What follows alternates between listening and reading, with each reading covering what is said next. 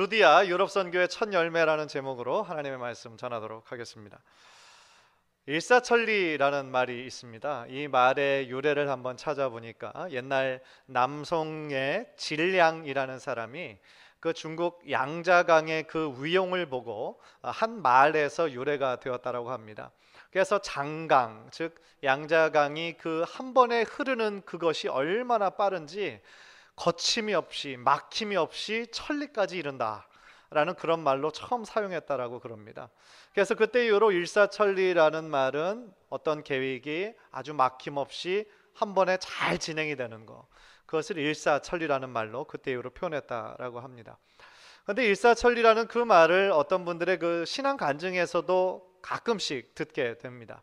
그러니까 어떤 대목이냐면 자신이 이제 어떤 사업을 하다가 너무 안 되고 또 하나님 뜻이 아닌 것 같아서 기도하면서 다른 사업으로 이렇게 옮기는데 그 모든 준비 과정부터 진행 과정이 정말 막힘이 없이 일사천리로 진행이 되더라는 그런 유의 그런 간증입니다. 아마 여러분들도 한두 번 이상은 그런 간증을 들으셨을 겁니다. 들을 때마다 참 은혜가 되고 참 좋은데, 제 마음에 이제 드는 한 가지 어떤 생각은 하나님이 인도하시는 그 길을 순종하고자 할 때 정말 모든 것이 다 막힘이 없이 진행이 되는가 라는 생각을 할 때 아닌 경우도 있다라는 그런 생각을 하게 됩니다. 물론 그것이 참 많은 경우 하나님께서 인도하시는 것의 사인으로 하나님께서 주실 때가 있습니다. 저도 제 삶 가운데 또 우리 주변의 성도님들의 삶 가운데 일사천리로 막힘이 없이 진행하는 것을 많이 본 적이 있습니다. 그러나 그것을 우리가 변하지 않는 어떤 신앙적 원칙으로 삼게 되면 그러지 못한 경우를 하나님의 뜻이 아닌가 보다라고 쉽게 낙심하게 될 위험성이 거기에 존재합니다. 그래서 그 길을 하나님이 인도하신 길을 확신을 하면서 가다가 어려움이 생겨. 그러면 흔히 뭐 쪽하는 식으로 이 길이 아닌 게벼? 그렇게 생각할 수도 있다라는 거죠.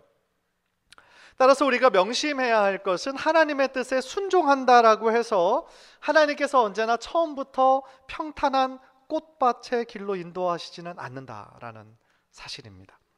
오늘 본문에 나타난 바울의 이야기 속에서도요, 성령의 강한 섭리로 말미암아 유럽 쪽으로 방향을 탁 돌리셔서 유럽 선교의 첫 발걸음을 내딛는 그러한 시점인데요, 그들의 사역 속에서 전혀 기대하지 못했던 그런 모습들을 만나는 것이 바로 오늘 본문에 나옵니다.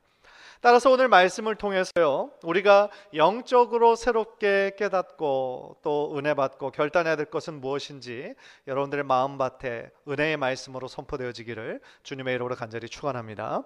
먼저 오늘 본문의 배경을 좀 한번 살펴볼 필요가 있습니다. 우리는 지난주에 바울과 실라 일행이 소아시아 지역의 선교를 좀 미리 피니시하자, 끝내고 다른 지역으로 가자라는 마음의 바람이 있었는데 성령께서 강권하면서 두 지역을 막으셨다라고 그랬습니다. 그래서 성령께서 새롭게 길을 여신 것, 그것이 바로 유럽 선교였던 것이죠.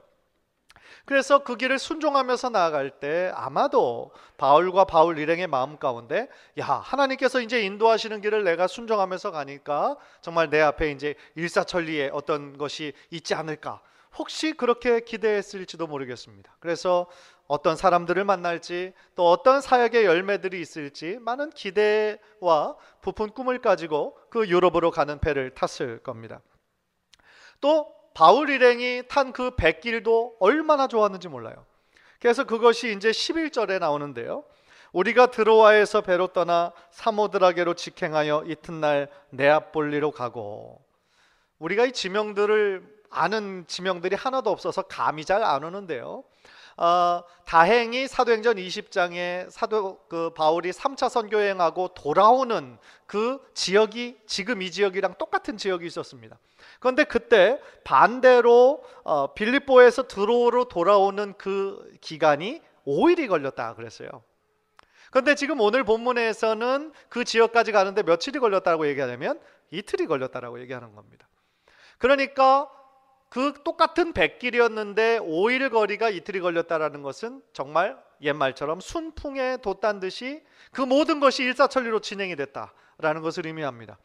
그래서 이 사도행전의 저자인 누가가 직행했다라는 말을 썼다는 것이 바로 그러한 이유인 것이죠. 아마도 시원하게 뚫리는 그런 뱃길을 보면서 또 바울과 그 일행은 아주 기분이 좋게 하나님께서 인도하시는 길은 역시 이런 거구나 라고 확인했을지도 모르겠습니다. 그런 기대를 가지고 마침내 도착한 지역, 그 지역이 바로 빌립보 지역이었습니다. 빌립보 지역은 당시에 상당히 큰 도시였는데요, 로마의 식민지였고 상업과 농업이 상당히 발달한 도시였습니다. 그런데 그곳에서 이제 며칠이 지나고 드디어 안식일이 되었습니다. 첫 번째 안식일이 되어서 바울과 실라가 이제 본격적으로 찾은 곳이 있었는데 회당이었습니다. 보통 그 바울이 어느 선교 지역에 가도 패턴으로 나오는 것이 그 지역에 있는 유대인 회당을 찾는 겁니다. 그리고 그 유대인 회당이 있는 곳에 가면 당연히 누굴 만나나요? 유대인들을 만날 수 있죠. 그래서 그들에게 복음을 전하고 그들에게 회심시키는 것이 그에게 주어진 어떤 선교의 첫 그 시작이었습니다. 하나의 패턴이었습니다. 그런데 그 지역의 회당을 방문하면서 이렇게 찾는데 첫 번째 문제가 생겼어요. 그게 뭘까요? 회당이 없는 거예요. 빌립보 지역의 회당을 하나도 발견하지 못했습니다. 그들이 전혀 예상하지 못한 첫 번째 난관이었어요. 그렇다면 이들 바울과 그 신라 일행이 그러면 한 것은 무엇이었을까요? 이때 그들이 어떻게 반응했는지를 보면서 우리가 신앙적으로 배워야 될 그런 모습들이 있는 것을 우리가 발견합니다. 첫 번째로 그들의 모습에서 발견하는 것은 뭐냐면요, 비록 초라한 시작이라 할지라도 최선을 다해야 한다라는 그러한 사실입니다. 13절을 보십시오. 안식일에 우리가 기도할 곳이 있을까 하여 문 밖 강가에 나가 거기에 앉아서 모인 여자들에게 말하는데, 바울과 실라 일행은 분명히 회당을 찾았는데 회당을 찾지 못했습니다. 할 수 없어서 그들이 대신 찾은 곳은 그들이 혹시 모여서 기도할 기도처가 있는가라는 것이었습니다. 다행히 강가에 여성 몇 명이 기도하고 있는 것을 보았죠. 유대인의 법에 따르면요, 당시에 어느 지역이든 회당이 세워지기 위해서 유대인 남자 10명이 필요하다라는 조항이 있습니다. 그러니까 그곳에 하나의 회당도 없었다라는 것은 유대인 남자 10명이 없었다라는 뜻입니다. 그리고 이들 여성의 그 모인 그 무리 중에서도 남자에 대한 언급이 없는 것으로 봐서 여성들만 몇 명이 모여 있었던 것으로 알고 있죠. 물론 그 지역에 유대인 남자가 정말 한 명도 없었는지는 잘 모르겠지만, 그때 당시에 그 로마의 클라우디우스 황제가 그 유대인들을 그 로마의 모든 지역에서 쫓아내는 그런 일들이 있었는데, 그때 아마 로마의 그 식민지였던 빌립보에서도 많은 유대인들이 다 쫓겨나지 않았나, 그런 예상을 하게 됩니다.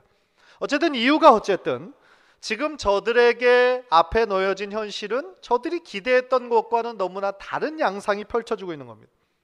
그들의 기대에는 지금 회당에 모여서 열심히 하나님께 예배할 유대인 무리들을 보고 그들에게 복음을 전해야 되겠다라고 그 마음에 단단히 마음을 가지고 왔는데, 주님께로 돌아올 많은 회심자들을 머릿속에 기다리고 있는데, 지금 저들의 앞에 놓여져 있는 것은 참 실망스럽고 초라한 모습이었다라는 것이죠.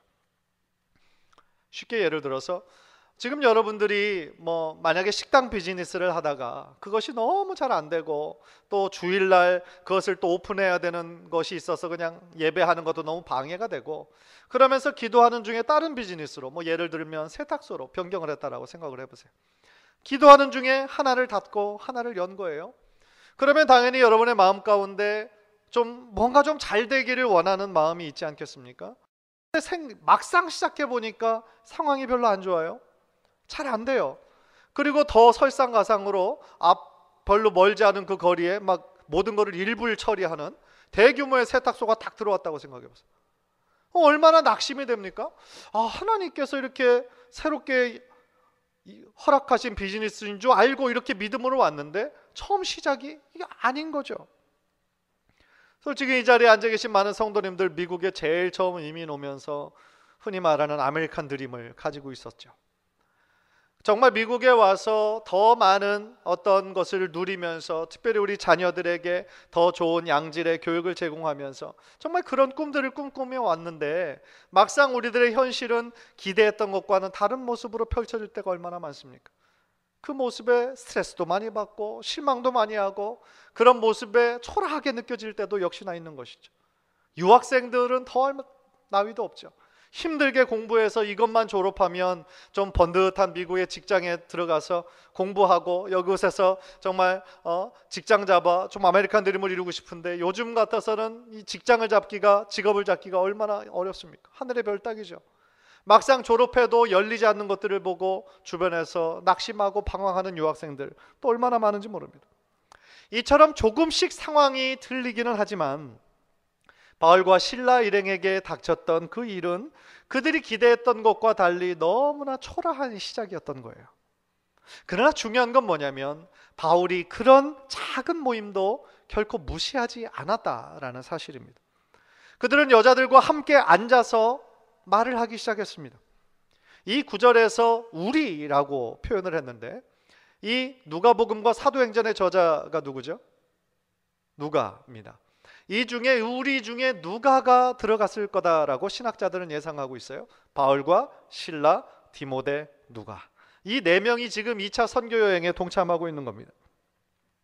그래서 아마도 바울 혼자 거기서 모든 것들을 리드하며 말하는 것이 아니라 정말 여성들 몇 명이 있으니까, 자기네들은 남자 4명이고, 그러니까 그냥 둘러 앉아서 이런 복음의 얘기, 또 지금까지 전해왔던 그런 사역들의 얘기 아마 성심성의껏 나누었을 거라고 예상할 수 있습니다. 이 사실에서 우리는 아주 귀한 원칙을 하나 배우게 되는데요. 그건 뭐냐면 비록 외적으로는 초라한 시작이라 할지라도 그 모든 상황 속에서 언제나 최선을 다해야 한다라는 사실이에요. 솔직히 속으로는 실망이 됐을 수도 있겠죠. 복음을 전하고 싶은데 복음을 전할 대상이 없습니다. 남자도 없고 여자 몇 명이 앉아있고, 게다가 모인 곳이 회당이 아니라 지금 어디예요? 강가 모래바닥에 둘러앉아 있는 거예요. 그러니까 얼마나 초라한 환경입니까? 그러나 중요한 것은 이 말씀을 전하는 사역자뿐만 아니라 모든 하나님의 사람들은 단순히 사람들이 적다는 이유로 혹은 환경이 열악하다는 이유로 어떤 일을 적당히 해서는 안 된다라는 사실이죠. 왜 그렇습니까? 비록 우리의 눈으로 볼 때 우리의 생각은 초라한 시작이고 아무것도 아닌 것 같지만 그 초라한 시작이 나중에 어떻게 될지는 아무도 모르기 때문에 그렇습니다. 모래바닥에 둘러앉아서 바울 일행과 이야기를 나눴던 그 여성 몇 명의 그 그룹이 사실은 유럽 선교의 첫 시작이 되었고, 빌립보 교회에 세워지는 모체가 되었고, 찬란한 유럽 문명을 꽃피우는 하나의 시작점이 되었다라는 것은 그 어떤 사람이 예상할 수 있었겠습니까? 그래서 하나님께서 일하시는 것은 우리가 도무지 예측할 수 없기 때문에 아무리 첫 시작이 초라하다 할지라도 우리는 낙심하지 말아야 된다라는 것입니다. 예수님께서도 마태복음에서 작은 일에 충성할 때 큰 일을 맡겨주시겠다라고 약속하신 적이 있으십니다. 마태복음 25장 40절인데요. 우리 화면을 통해서 우리는 다 함께 읽도록 하죠. 시작. 내가 진실로 너희에게 이르노니 너희가 여기 내 형제 중에 지극히 작은 자 하나에게 한 것이 곧 내게 한 것이니라 하시고. 아멘. 지극히 작은 자 한 사람에게 한 것이 곧 예수 그리스도께 한 것이라는 겁니다. 얼마나 귀한 일입니까? 한 영혼을 바라보고 최선을 다하는 마음, 그것이 곧 예수님께서 우리들 모두에게 찾으시는 마음이라는 거죠. 또한 마태복음 18장 20절도 참 귀한 구절인데요. 우리 화면을 통해서 다 함께 읽죠. 시작. 두세 사람이 내 이름으로 모인 곳에는 나도 그들 중에 있느니라. 아멘. 그렇습니다. 이것이 바로 우리들 모두의 신앙 고백이 되기를 간절히 소원합니다. 실제로 주님은 지금 이 자리에 우리와 함께 하십니다. 지금 주님의 이름으로 모인 모든 세계 곳곳에 그 모임의 크기와 상관없이 주님은 그들과 함께 하시는 줄 믿습니다. 간절히 바라기는 비록 어떤 시작이 우리가 기대한 것과는 다르게 너무 초라하게 보인다 할지라도 절대로 낙심하지 마시고 끝까지 그 상황에서 최선을 다하시는 우리 귀한 성도님들 되시기를 주님의 이름으로 간절히 축원합니다. 두 번째로 오늘 본문을 통해 깨닫는 것은 하나님께서는 준비된 영혼을 통해 일하신다라는 사실입니다. 14절을 보십시오. 도아디라시에 있는 자색 옷감 장소로서 하나님을 섬기는 루디아라 하는 한 여자가 말을 듣고 있을 때 주께서 그 마음을 열어 바울의 말을 따르게 하신지라. 누가가 이 루디아라는 여인을 소개하면서 두아디라시에 있는 자색 옷감 장수라고 묘사했습니다. 많은 신학자가 이 루디아라는 이름이 본명이 아니라 루디아 지역의 한 사람일 것이다 라고 얘기를 합니다. 그러니까 고대 루디아 왕국이 있었는데요, 그 영토 지역에 살던 여인이라는 거죠. 그러니까 즉 루디아 지역 출신의 여인이라는 겁니다. 그런데 이 여인은 상당히 재력이 있었던 것 같습니다. 왜냐하면 당시 자색 옷감은 그냥 우리들 모두가 평범하게 흔히 입던 옷이 아니고 아주 귀한 것이었기 때문에 왕족들과 귀족들만 입던 옷이었다고 합니다. 그러니까 그런 옷감을 다루는 일을 지금 하고 있고, 특히 두아디아라 지역이 그 직조로 유명하고 그 자색 옷감으로 아주 활발한 도시라고 하니까 신학자들이 어떻게 예상을 하냐면 이 루디아 지역에 사는 한 여인이 이 사업의 확장을 위해서 지금 두아디아라 지역에 온 것으로 예상을 하고 있습니다. 그런 사람이었다라는 거예요. 또 누가는 루디아가 하나님을 섬기는 사람이다라고 얘기하고 있죠. 그러니까 어디서 하나님을 믿게 됐는지는 모르지만 아마도 유대교에 조인해서 하나님을 믿던 사람인 것 같습니다. 그런데 중요한 사실은 지금부터입니다. 그녀가 강가에서 하나님을 예배하고 있는 중에 특히 바울의 말을 듣고 있을 때에 그녀의 마음에 큰 변화가 일어났다라고 얘기하고 있습니다. 그 말씀을 들은 것이 바울이 첫 번째로 말씀을 전할 때인지 두 번째인지 세 번째인지 그거는 정확하게 나와 있지 않지만, 그녀가 바울이 전하는 하나님의 말씀을 듣고 있을 때 주님께서 그녀의 마음을 열어주셨습니다. 저는 여기서 아주 중요한 사실을 하나 발견합니다. 사람의 마음이 열리는 것이 한 인간의 어떤 노력과 의지로 되는 게 아니라는 거예요. 오직 하나님께서 그 영혼의 마음을 열어주실 때야 비로소 그 마음이 활짝 열리게 된다라는 사실입니다. 복음을 들은 것, 귀로 들은 것은 루디아였지만 그 마음을 열어서 그 복음을 정말 복음으로 받아들이게 하신 것은 오직 하나님의 역사인 줄 믿습니다. 우리 주변에 많은 사람이 하나님의 존재를 압니다. 이 미국 사람의 90% 이상이 하나님의 그 존재, 하나님은 존재하신다라는 것을 다 알고 있습니다. 예수님이라는 사람도 압니다. 십자가도 알고 부활도 다 알고 있습니다. 그러나 머리로 아는 것과 마음으로 믿는 것은 하늘과 땅 차이입니다.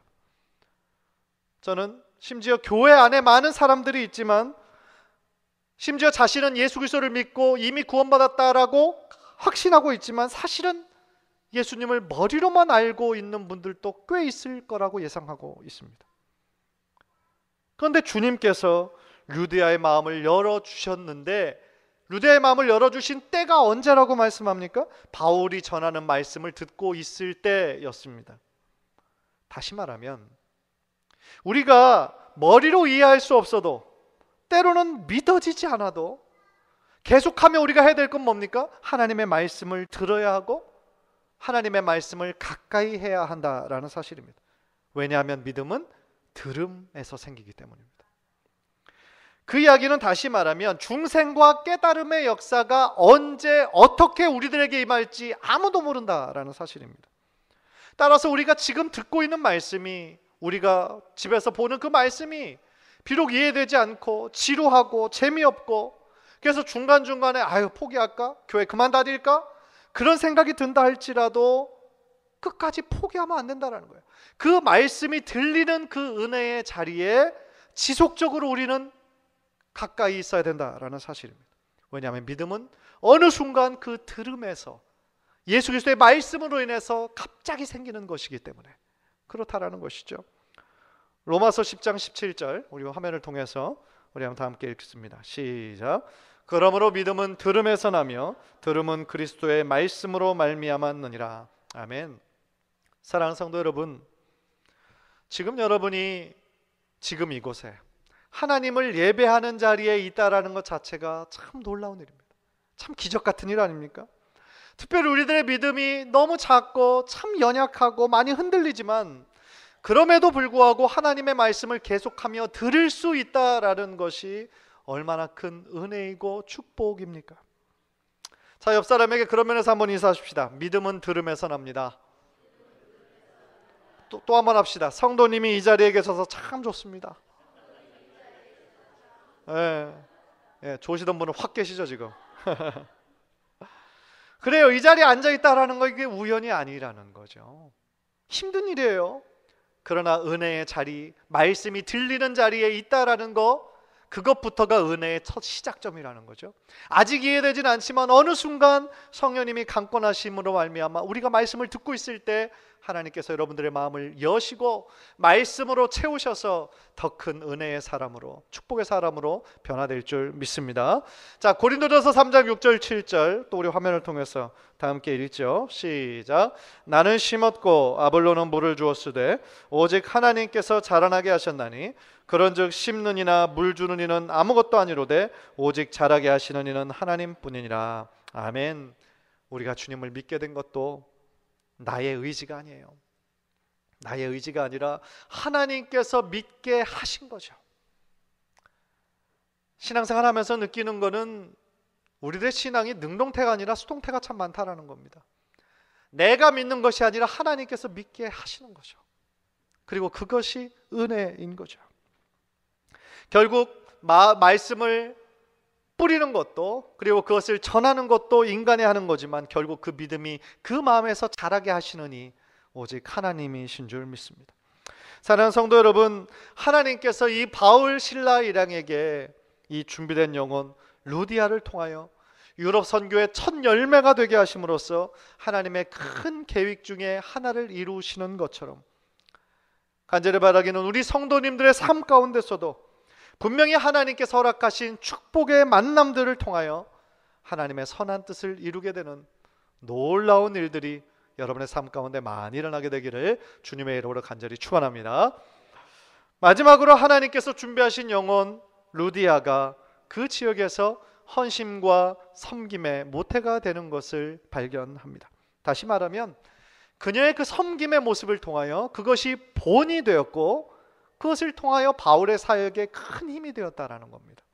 15절 보십시오.